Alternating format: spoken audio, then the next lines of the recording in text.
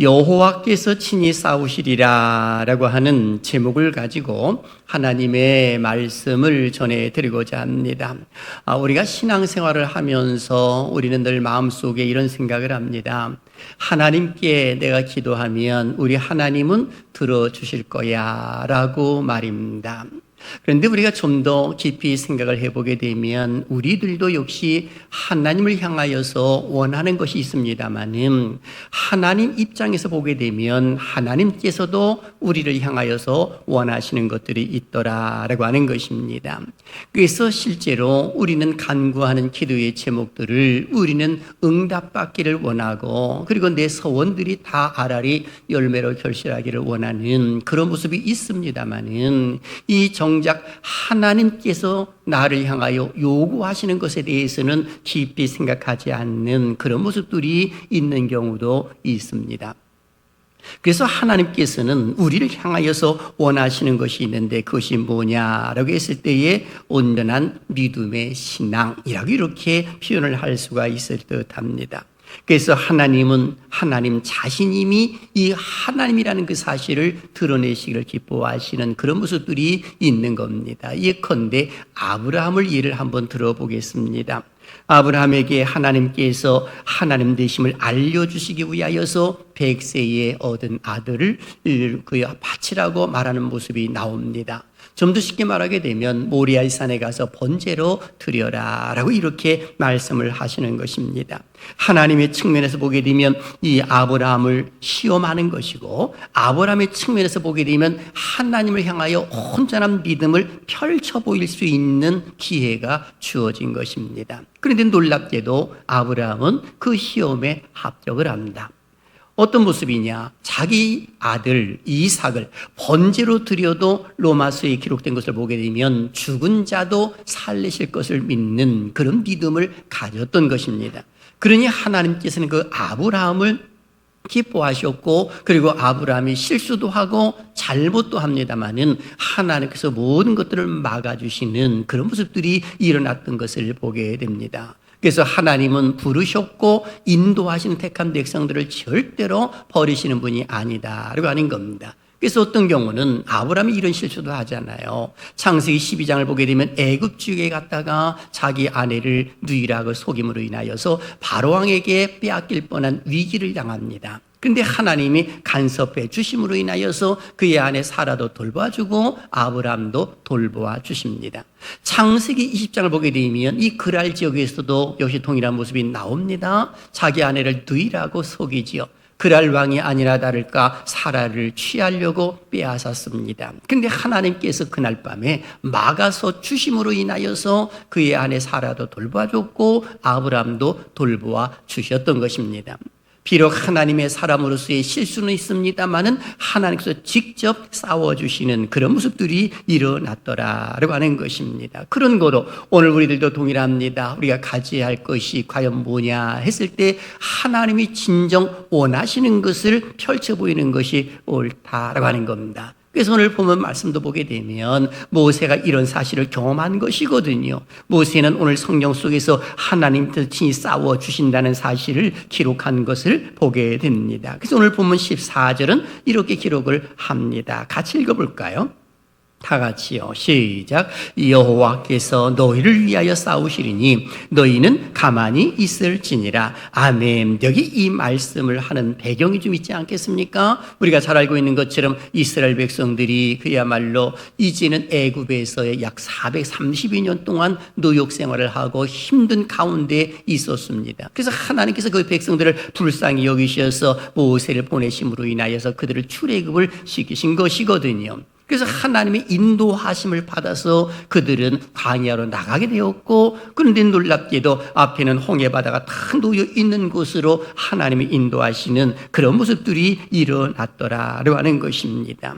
그러다 보니까는 그 백성들을 보내고 난 뒤에 바로가 마음이 확 바뀌어가지고 그리고 이스라엘 백성들을 다시금 그들을 체포해서 노역 생활을 하겠다라고 하는 그런 생각을 했는지 아니면 그들 죽이려고 했는지 정확한 것은 알 수가 없지만은 출애굽기 14장 6절서부터 7절까지를 보게 되면 이렇게 기록을 합니다. 바로가 곧 그의 병거를 갖추고 그의 백성을 데리고 갈새 선발된 병거 600대와 애굽의 모든 병거를 동원하니 지휘관들이 다 거느렸더라 라고 성경은 기록을 하고 있습니다. 그러니 선발된 병거 600대라고 하는 것은 훈련받은 병사들, 그야말로 아주 정예 부대라고도 말할 수가 있는 것이죠. 그리고 애굽의 모든 병거를 동원해서 지휘관들까지 총동원을 해서 이스라엘 백성들을 출애굽한 모습이 있습니다마는 다시금 그들을 이 추격하는 모습이 일어났던 것입니다. 그도 그럴 것이 장정만 60만 명이니까 그 노동력이 얼마나 컸겠습니까? 그런데 그들이 쑥 빠져나가니까 약 200만 명 정도가 되는 것이거든요. 처자식까지 하면 그 정도 된다는 말이죠.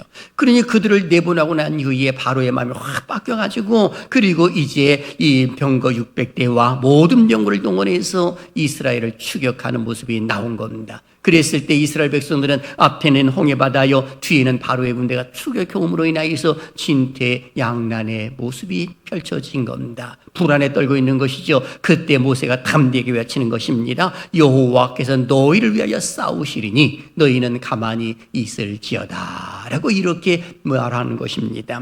놀랍게도 모세가 이렇게 선포하는 모습 가운데 하나님께서 이 일을 이루어 가셨던 것을 보게 됩니다. 우리가 잘 알고 있는 것처럼 이스라엘 백성들은 홍해를 건넜습니다마는 그러나 바로 왕을 비롯한 그의 군사들은 모두가 다 홍해 바다에서 수장을 당하는 그런 모습들이 일어났던 것을 보게 됩니다. 저는 이 말씀을 중심으로 해서 세 가지 질문을 통해 말씀을 전해드리고자 합니다. 첫째, 하나님께서 이스라엘 백성들에게 어려운 길로 인도하신 이유가 대체 무엇일까라고 하는 것입니다. 그리고 둘째, 하나님께서 어떻게 친히 싸워주심으로 인하여서 이스라엘 백성들을 보호하셨을까? 그리고 셋째, 하나님의 도우심을 얻기 위한 우리의 남은 인생 어떻게 살아야 되는가에 대한 결단을 이야기해 드리고자 합니다. 사실 영적으로 보게 되면 세상에는 많은 사람들이 있지만 두 종류의 삶밖에 없습니다. 첫째는 하나님을 의지하는 삶이요, 두 번째는 하나님이 없는 삶입니다.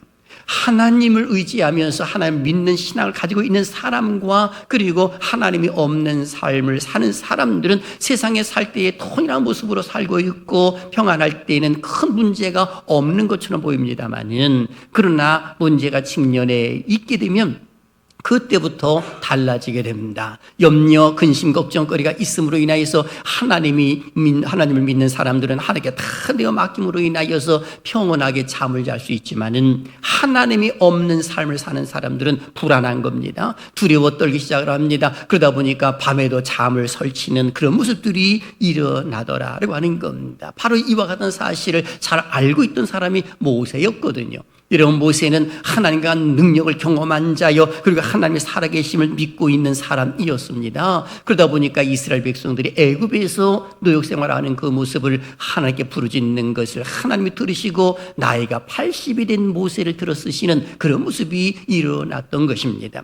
어떻게 이스라엘 백성들이 이 애굽에서 생활하게 되었을까요? 바로 그것을 우리가 잘 알고 있듯이 일찍이 하나님께서 요셉을 애굽으로 보내신 겁니다. 그리고 그의 나이 30이 되어서 애굽의 총리 자리에 앉게 되었고 양식을 구하러 왔던 야곱의 형제들과 야곱의 그의 아들들과 그리고 더 나아가서는 요셉이 그의 아버지와 그 식솔들 전부 다가 초청을 해서 애굽에서 가장 좋은 땅 고센 땅에서 살도록 한 겁니다. 그런데 약 430여 년 만에 200만 명이 넘는 엄청나게 불어나는 그런 모습이 일어나지 않았겠습니까? 요셉이 생존해 있을 때는 큰 문제가 되지 않았습니다만은 요셉도 역시 사람인지라 그의 나이 110세가 되어서 죽음을 맞이하게 되었고 그리고 몇백 년이 지나고 난 이후에 요셉을 알지 못하는 왕이 등장함으로 인하여서 고셈 땅에 큰 민족이 살고 있는 것을 바라보면서 잘못하면 우리가 위협을 당하는구나 해서 그들에게 강제 노역을 시키기 시작을 한 겁니다.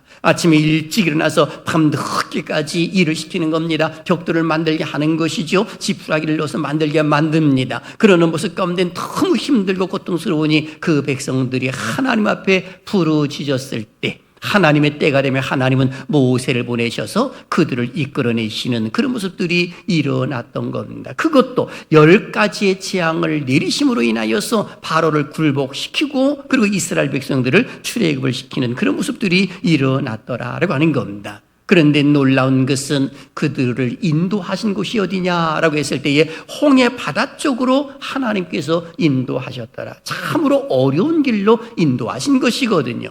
그렇다면 우리는 이런 질문이 나오는 겁니다. 왜 하나님께서는 이스라엘 백성들에게 어려운 길로 인도하셨을까? 그 이유가 대체 뭐냐라고 하는 겁니다. 마치 우리의 삶 가운데서도 우리를 평탄한 길로 인도하시면 좋을 것 같은데 우리를 어려운 길, 좁은 길로 인도하시는 경우도 있더라는 겁니다. 오늘 성경을 보니까 3가지의 이유가 있다는 그 사실을 기록을 합니다. 출애굽기 14장에 잘 기록되어 있는 내용입니다. 첫째는 바로의 군대를 유인하시기 위해서이다 라고 성경은 기록을 합니다. 오늘 본문 앞부분에 보게 되면 출애굽기 14장 2절 이렇게 기록을 합니다. 같이 읽어봅니다. 시작. 이스라엘 자손에게 명령하여 돌이켜 바다와 믹돌 사이에 비하히롯 앞 곧 바알스본 맞은편 바닷가에 장막을 치게 하라. 아멘. 여기 보니까 하나님께서 친히 모세에게 명령을 내리신 것이죠. 바닷가에 장막을 치게 하라. 이렇게 명령을 내린 겁니다. 만일에 이 전쟁이 일어난다고 한다면 피할 곳도 없고 방어막도 없음으로 인하여서 굉장히 위험한 겁니다. 전쟁을 치러보시고 군대 갔다 오신 분들은 아시겠습니다만은 바닷가에다 이렇게 장막을 치는 경우는 거의 없잖아요. 산 속에다 진지를 구축한다든지 그런 모습이 있는 것이지 이 바닷가에다 장막을 치라 하나님이 그렇게 말씀을 하시는 겁니다. 그러니까 그대로 또 순종을 할 수밖에 없음으로 인하여서 거기다가 장막을 딱 친 겁니다. 아니나 다를까 이 소식을 이 바로에게 알게 하시겠다는 거예요. 하나님 그렇게 하시겠다고 말씀합니다. 그래서 3절 보니까 바로가 이스라엘 자손에 대하여 말하기를 그들이 그 땅에서 멀리 떠나 광야에 갇힌 바 되었더라 하리라. 그러니까 하나님이 그렇게 만드시겠다는 겁니다.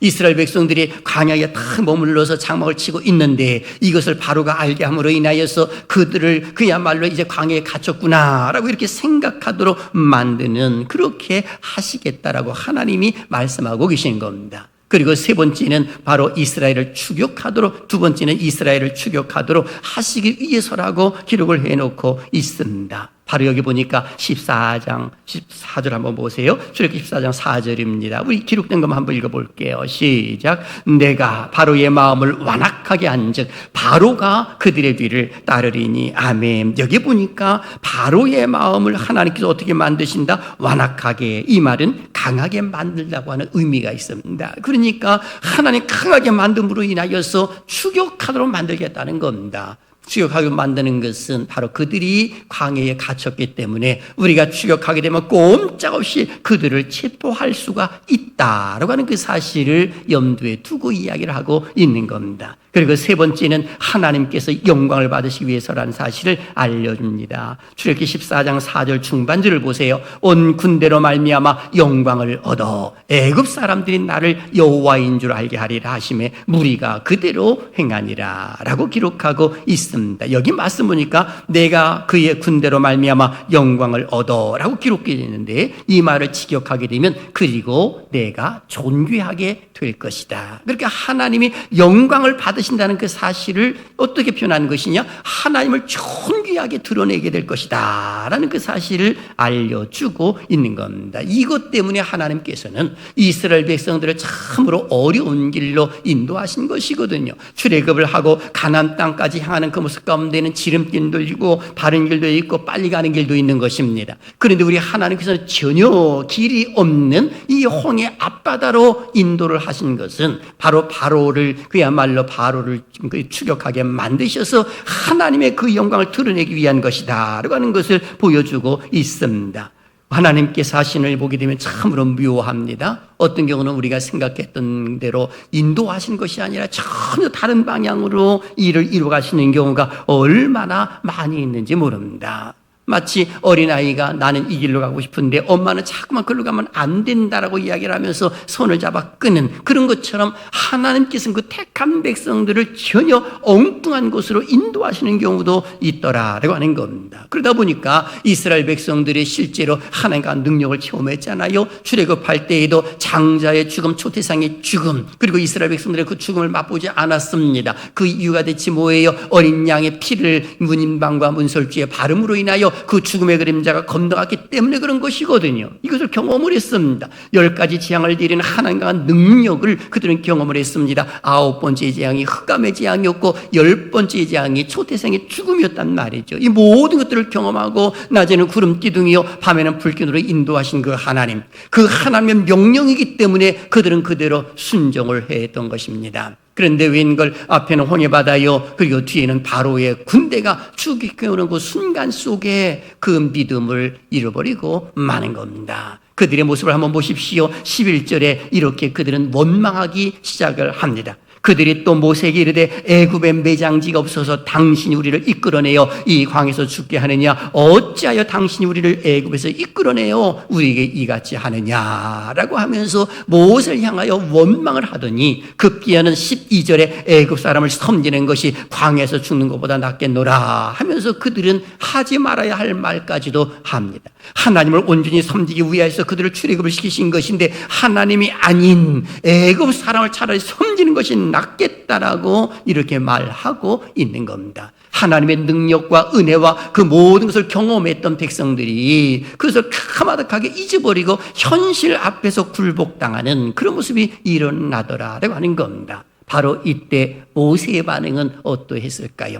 모세도 그들과 같이 그렇게 원망을 했을까요? 모세는 전혀 다릅니다. 어떤 모습을 가졌을까요? 오늘 본문 13절을 봅니다. 오늘 우리의 모습이죠. 같이 읽어봅니다. 시작. 모세가 백성에게 이르되 너희는 두려워하지 말고 가만히 있었어. 여호와께서 오늘 너희를 위하여 행하시는 구원을 보라. 너희가 오늘 본 애굽 사람을 영원히 다시 보지 아니하리라. 아멘. 모세는 아주 마음을 강하게 먹습니다. 불안에 떨고 있고 원망하고 있는 백성들 향하여 너희는 가만히 있어라 하면서 이야기하는 모습을 보십시오. 가만히 오늘 너희를 위하여 행하시는 구원을 너희가 볼 것이고 오늘 바라본 애굽 사람들을 다시는 너희들은 보지 못할 것이다 하면서 선포를 한 것입니다. 이것이 믿음의 사람이에요. 여러분, 우리의 가정에서도 또는 우리의 삶 속에서도 환난이 있을 수 있지요. 어려움이 있을 수 있는 것이지요. 바로의 군대가 쳐들어오듯이 어떤 것은 질병으로서의 위에 아픔을 당할 수 있는 것이고, 자녀들로 인하여 고난을 당할 수 있는 것이고, 사업으로 인하여 고난을 당할 수가 있는 것이고, 국가적으로도 어려움을 당할 수도 있는 겁니다. 이것이 우리네 인생이에요. 그렇다면 그 순간 속에서 우리 기독교인들은 어떻게 해야 되느냐라고 했을 때에 모세가 가지고 있는 이 믿음을 펼쳐 보이는 것입니다. 가만히 있으라는 거지요. 여호와께서 구원을 베풀어 주실 것이기 때문에 우리는 가만히 있으라. 하나님이 친히 싸워 주실 것이기 때문에 염려하지 말라라고 이런 말을 할 필요성이 있는 겁니다. 이것이 기독교인의 모습인 겁니다. 아니나 다를까 모세의 그런 선포 속에서 하나님께서 일을 하기 시작을 하십니다. 하나님께서 어떻게 일을 하시면서 이스라엘 백성들을 지켜주셨을까요? 오늘 성경을 보니까는 출애굽기 14장 20절에 이렇게 기록합니다. 읽어볼까요? 시작. 애굽진과 이스라엘진 사이에 이르렀으니 저쪽에는 구름과 흑암이 있고 이쪽에는 밤이 밝음으로 밤새도록 저쪽이 이쪽에 가까이 못하였더라. 아멘. 이 말씀 보게 되니까 두 가지의 모습이 나옵니다. 애굽진과 이스라엘진입니다. 그런데 이 애굽진과 이스라엘진은 광야에 장막을 쳤지요. 애굽진들은 눈으로 이렇게 바라볼 수 있을 정도로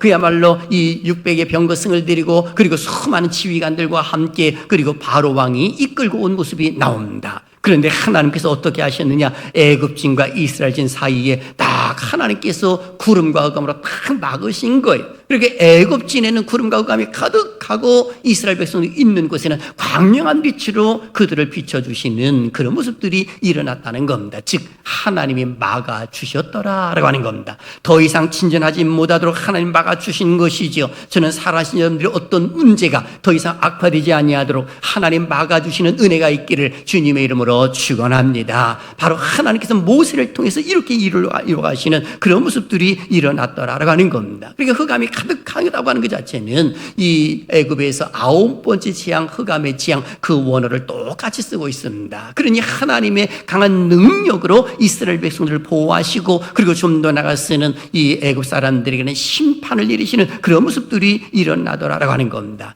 그것뿐만이 아니지요. 모세가 이제 손을 탁 내밀매 홍해바다를 쫙 가르시는 모습이 나오지 않습니까? 출애굽기 14장 21절을 보십시오. 모세가 바다 위로 손을 내밀매 여호와께서 큰 동풍이 밤새도록 바닷물을 물러가게 하시니 물이 갈라져 바다가 마른 땅이 된지라. 아멘. 바로 이것 때문에 우리 하나님께서는 애굽진의 흑암이 가득하게 하고 더 이상 진전하지 못하게 하시더니 모세가 바다 위로 손을 탁 내밀더니 큰 동풍이 불므로 인하여 밤새도록 물이 다 갈라지기 시작하더니 벽이 생기고 그리고 그 땅이 마른 땅이 되기 시작을 하는 겁니다. 하나님이 이것 때문에 막아주신 것입니다. 그리고 이스라엘 백성들은 마른 땅으로 다 건너가기 시작을 합니다. 얼마나 기뻤을까요? 기쁨과 그 즐거움은 말할 수 없을 것입니다. 하나님과 능력으로 그들은 홍해바다를 건너가는 거 아니겠습니까? 그런 다음에 우리 하나님께서는 애굽진에 있는 어둠과 흑암을 다 제거시켜버립니다. 아니나 다를까 이스라엘 백성들이 이 홍해바다를 건너가는 모습을 그들은 바라봅니다. 우리들이 추격해서 잡으리라 하면서 그들도 하나님을 시험하듯이 그리고 이 홍해 바다로 들어가기 시작을 합니다. 이스라엘 백성은 모두 건넌 상태였지요.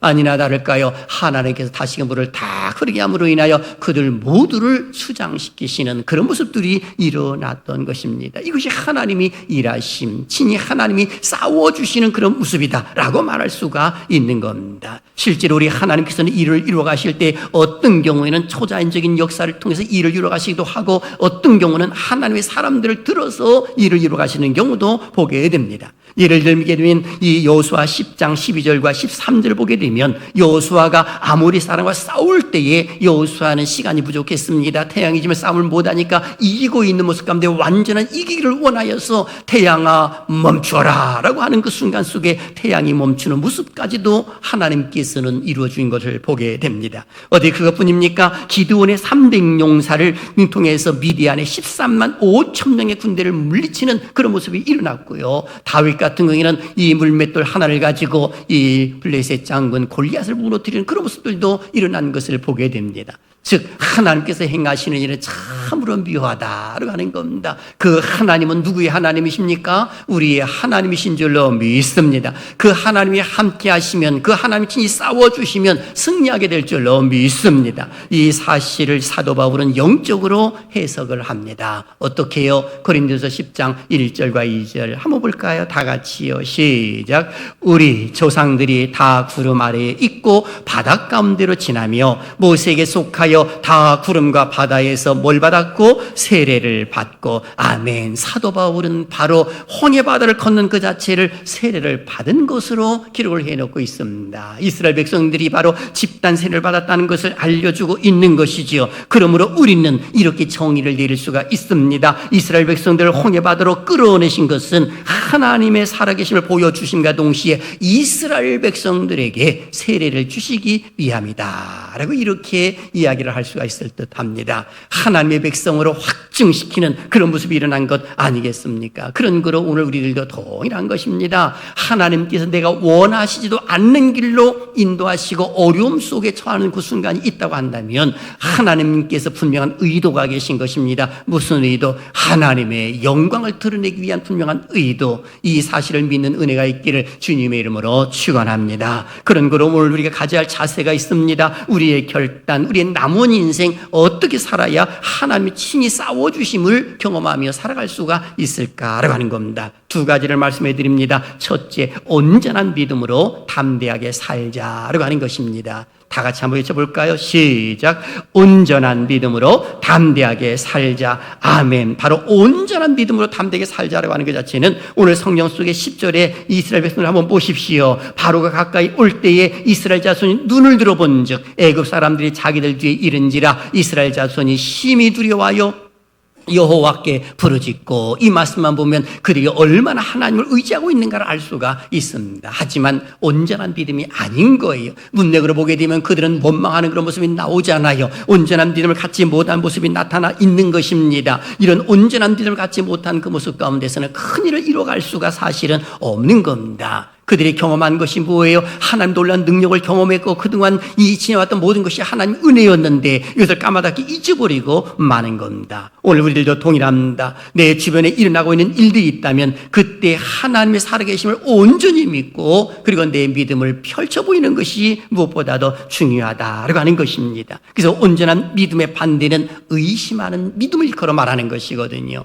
예컨대 마태복음 14장을 보게 되면 물 위로 걸어오시는 예수님을 바라보고 베드로는 주님이시거든 나를 명하여 물 위로 걸어오게 하소서. 그랬더니 주님께서 오라라고 말씀하십니다. 그랬더니 베드로가 물 위를 걸어가는 놀라운 경험을 하지 않나요? 그런데 바람이 옆에서 막 일고 풍랑이 있는 것을 보는 순간에 쑥 빠져들어갑니다. 주여 나를 구원하소서. 예수님께서 그의 손을 딱 잡으시고 이끌어 주심으로 하시면서 하시는 말씀, 믿음이 적은 자여 왜 의심하였느냐, 이렇게 말씀을 하시는 것을 보게 됩니다. 순간적으로 믿음이 떨어진 거지요. 환경을 바라보면서 믿음이 떨어졌다라고 말할 수가 있는 것입니다. 그런 거로 하나님은 가끔 우리에게 어려움을 주신 이유 중에 하나는 우리의 믿음을 가르치시기 위한 방법일 수 있다는 사실을 결코 잊어서는 안 되는 겁니다. 이스라엘 백성들에게 하나님이 살아계심을 보여주심과 동시에 하나님의 영광을 받으시고 그리고 그 백성들이 하나님을 온전히 믿고 신뢰하도록 홍해바다를 건너게 하신 것은 하나님의 섭리라고 말할 수가 있는 겁니다. 그래서 우리의 모든 염려들도 주님께 다 내어 맡기는 것이 옳습니다. 여러분 사우나에 가서 이렇게 보게 되면은 어떤 글귀가 있냐면 귀정품은 주인에게 맡기십시오. 맡기지 않는 것은 책임지지 않습니다. 라고 이렇게 기록이 되어 있습니다. 이 말씀을 우리 기독교인에게 적용시킨다고 한다면 나의 모든 염려를 주님께 맡기십시오. 그러면 우리 하나님이 책임져 주십니다. 라고 말입니다. 그리고 두 번째, 하나님의 일하심을 기다리는 자세를 가져야 합니다. 좀 더 쉽게 말하게 되면 하나님께 간절히 기도했다고 한다면 그 다음에 하나님이 일하실 수 있는 기회와 그 여건을 형성하도록 만들어주고 기다릴 필요성이 있는 겁니다. 인내라고도 말할 수가 있는 거죠. 오늘 성경 속에서도 14절 여호와께서 너희를 위해 싸우시리니 너희는 가만히 있을지니라 이 말씀을 하셨거든요. 이스라엘 백성들이 좌로나 우로나 치우치면서 안절부절하고 있는 그런 모습 가운데 모세가 말하는 겁니다. 너희는 가만히 있을지니라. 왜 가만히 있으라고 할까요? 원망은요 옆에 있는 사람까지도 물들게 해요. 그러니까 불평과 원망과 수근수근대는 것은 하나님께 절대로 도움이 되지 못하기 때문에 너희는 가만히 있을지니라 라고 이렇게 말씀하고 있는 겁니다. 구경만 하라 이렇게 말하고 있는 겁니다. 그래서 이사야 30장 15절 속에서도 너희가 돌이켜 조용히 있어야 구원을 얻을 것이요 잠잠하고 신뢰하여야 힘을 얻을 것이거늘이라고 하면서 이사야 선지자도 예언한 바가 있습니다. 그래서 실제로 하나님께 어떤 기도를 드릴 때에도 하나님께서 반드시 응답 주실 것이라는 믿음의 확신을 가지고 그리고 기도했다고 한다면 기다릴 줄도 알 필요성이 있는 겁니다. 이번 여름 산상송회 때 여전도회들이 의원들이 많이 올라가서 기도를 하실 때에도 하나님의 말씀을 강하게 믿고 그리고 간절히 기도할 것입니다. 기도함으로 그 순간에 응답도 있을 수 있겠지만은 그러나 좀 더 천천히 기다리면서 응답도 주신다는 그 사실도 알 필요성이 있는 겁니다. 이런 예가 있습니다. 열왕기하 19장을 보게 되면 아수르의 사나립이 유다 왕 히사에게 편지를 보내어 항복을 요구합니다. 그 항복만 요구하는 것이 아니라 하나님을 모욕되는 말까지도 기록되어 있는 것을 보게 됩니다. 히스기야 왕이 어떻게 할 수가 없어서 그 나라를 갖다 바치지 않은 그 순간 속에 놓여 있었을 때에 그는 그 편지를 들고 그리고 주예전으로 달려갑니다. 하나님 앞에 기도하기 시작을 합니다. 하나님 위하여 간절히 기도하는 것이지요. 그리고 하나님께 기도했을 때 우리 하나님께서 그때서부터 일을 하기 시작을 하는데 어떻게 일을 시작하셨느냐? 성경을 보니까 열왕기하 19장 35절에 성경은 이렇게 기록을 합니다. 같이 한번 읽어볼까요? 시작. 이 밤에 여호와의 사자가 나와서 아수르 진영에서 군사 18만 5천 명을 친지라. 아침에 일찍 일어나 보니 다 송장이 되었더라. 아멘. 하나님께서 일을 행하셨다는 거예요. 여호수아가 한 일이 뭐예요? 편지를 들고 하나님 전에 가서 간절히 기도한 것뿐입니다. 그랬더니 하나님이 일을 행하셨다는 겁니다. 모세가 행한 것이 무엇입니까? 손을 내밀어 바다 위로 내민 것뿐이었는데 하나님께서 그때서부터 일을 하기 시작하더라. 사랑하신 여러분, 우리의 가정에 문제가 있고 교회가 문제가 있고 국가적으로 문제가 있다고 한다면 가만히 있을 필요가 없는 거죠. 우리 기독교인들은 하나님께 기도하면 하나님께서 응답해 주실 줄로 믿습니다. 하나님 친히 싸워주실 줄로 믿습니다. 이것이 우리의 자부심이라고 말할 수가 있는 겁니다. 그래서 시편 46편 10절도 말씀하지요. 이르시기를 너희는 가만히 있어 내가 하나님됨을 알지어다. 내가 문나라 중에서 높임을 받으리라. 내가 세계 중에서 높임을 받으리라 하시도다. 아멘. 저는 살아신 여러분들 통해서 하나님의 높임 받는 은혜가 있기를 주님의 이름으로 축원합니다. 우리 상계제기 12개를 통해서 하나님 높임 받으실 줄로 믿습니다. 그러니까 우리는 염려할 이유가 전혀 없는 겁니다. 하나님 믿는 믿음의 신앙을 그대로 갖고 있기 때문에 그런 것입니다. 그렇습니다. 하나님을 향한 온전한 믿음을 갖는 것과 그리고 하나님의 일하심을 묵묵히 인내하며 기다릴 필요성도 있는 겁니다. 아무리 풍랑이 있고 모든 어려움이 내 순간 속에 닥쳐온다 하더라도 그것 때문에 두려워할 이유가 전혀 없더라는 거죠. 이러한 이야기가 있습니다. 존 웨슬리의 실제 경험한 이야기입니다. 미국 선교를 위해서 대서양을 건너고 있었을 때 큰 풍랑을 만났습니다. 그때 그는 구원의 확신이 없는 선교사였습니다. 풍랑이 너무 무서운 나머지 선실에서 벌벌 떨고 있을 때 아련히 갑판 쪽에서 찬송 소리가 들려왔습니다. 너무나 의아해서 나가보니까 모라비안 교도 몇 명이 그리고 그 와중에 갑판에 꿇어앉아 찬송을 부르고 있었던 겁니다. 고요한 바다로 저 천국 향할 때 주 내게 순풍 주시니 참 감사합니다. 큰 물결 일어나 쉬지 못하나 이 풍랑이 연하여서 더 빨리 갑니다 하면서 찬송을 부르고 있는 그 모습을 바라본 겁니다. 웨슬리는 그들에게 질문합니다. 당신들은 풍랑에 두렵지도 않소? 그랬더니 모라비안 교도들이 이렇게 말합니다. 두렵기는요 오히려 더 빨리 갈 수 있으니 감사하지요 하면서 그들은 이야기를 하더라는 겁니다. 훗날 웨슬리는 그의 일기에 이렇게 고백을 했습니다. 나는 그때 풍랑보다 그들의 고백이 더 큰 충격이었습니다 라고 말입니다. 바로 우리 기독교인들은 그런 모습을 갖고 있는 사람들이에요.